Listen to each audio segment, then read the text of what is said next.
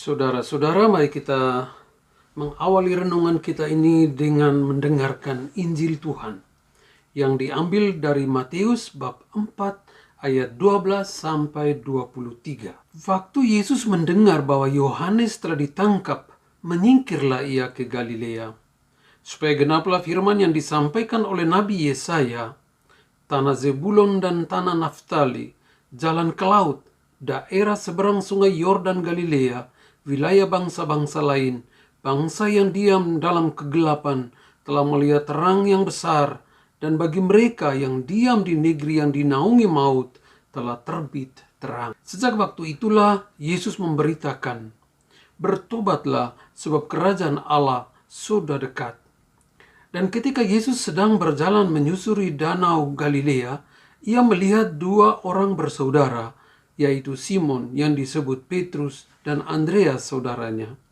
Mereka sedang menebarkan jala di danau sebab mereka penjala ikan.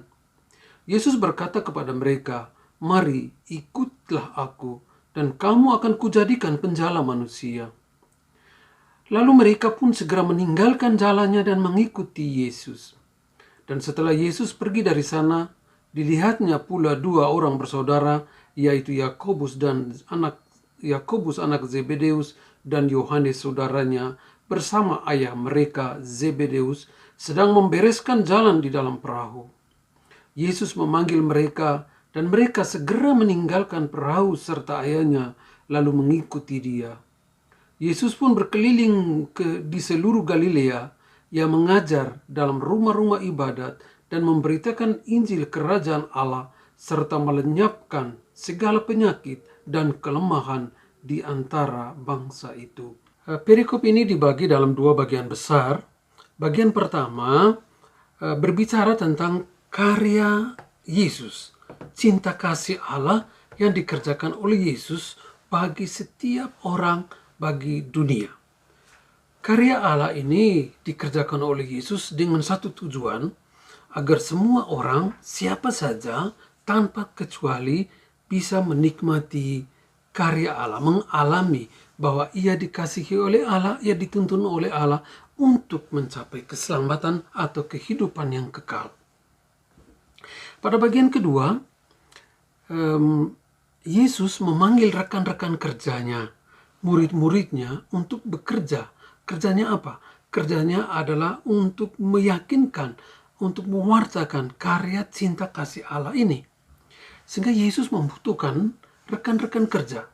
Dan menarik di dalam Injil ini ada dua peristiwa di mana Yesus memanggil murid-muridnya. Pertama, dia menyusuri danau Galilea. Dia melihat dua orang bersaudara, yaitu Simon yang disebut Petrus dan Andreas saudaranya. Mereka sedang menebarkan jala. Lalu Yesus katakan, "Mari, ikutlah aku, dan kamu akan kujadikan penjala manusia." Tanpa bertanya, tanpa diskusi, tanpa investigasi dan segala macam, mereka langsung meninggalkan jala dan mengikuti Yesus. Pertama. Terus Yesus juga maju lagi dan dia bertemu dengan Yakobus anak Zebedeus dan saudaranya Yohanes bersama ayah mereka. Dan Yesus memanggil mereka dan mereka meninggalkan perahu, jala, dan ayah mereka lalu mengikuti Yesus. Ini juga menarik. Jadi para murid meninggalkan jala, sampan, dan orang tuanya. Tiga hal ini sebenarnya berhubungan dengan jaminan hidup, kemapanan hidup, tumpuan hidup mereka. Tetapi mereka meninggalkan itu dan mengikuti Yesus tanpa tahu bahwa apakah di dalam diri Yesus nanti ada jaminan untuk kehidupan untuk mereka, ada tumpuan bahwa mereka bisa makan, mereka bisa memiliki penghasilan, bahkan mereka bisa mempekerjakan orang lain. Tanpa ada jaminan itu, tetapi mereka meninggalkan dan mengikuti Yesus. Mereka meninggalkan jala, meninggalkan orang tua, meninggalkan sampan yang menjadi jaminan kehidupan mereka, dan mereka menemukan itu di dalam diri Yesus. Jaminan kehidupan mereka itu tidak lagi terletak pada harta, pada pekerjaan, pada apa yang bisa mendatangkan kehidupan bagi mereka, tetapi pada penciptanya, pada Yesus sendiri. Jadi mereka meninggalkan apa yang menjadi ciptaan Allah dan mengikuti Allah. Ini sebenarnya esensi dari panggilan setiap kita adalah itu. Menjadikan Yesus tumpuan dari seluruh persoalan hidup kita. Yesus menjadikan dirinya sumber kehidupan kita. Sumber perjalanan rohani kita dan juga sumber perjalanan jasmani kita. Yesus tidak hanya menjamin kehidupan kekal tanpa memberi makan di dunia ini. Karena dia memanggil murid-muridnya itu melepaskan jala, melepaskan orang tua, melepaskan sampan dan para pekerjanya, lalu menjadikan pribadi Yesus sebagai tumpuan segala-galanya. Menarik di sini bahwa Yesus menjadikan kita rekan kerjanya. Yesus percaya bahwa kita bisa. Terus kenapa kita tidak percaya dengan orang lain? Mengapa kita tidak percaya dengan diri kita sendiri? Mengapa kita tidak yakin bahwa orang lain juga bisa maju, bisa membantu kita dalam hal-hal kehidupan kita setiap hari? Yesus saja percaya. Mengapa kita tidak percaya kepada orang-orang yang ada di sekitar kita? Mengapa kita tidak percaya kepada orang-orang rekan-rekan kerja kita? Yesus membutuhkan orang lain.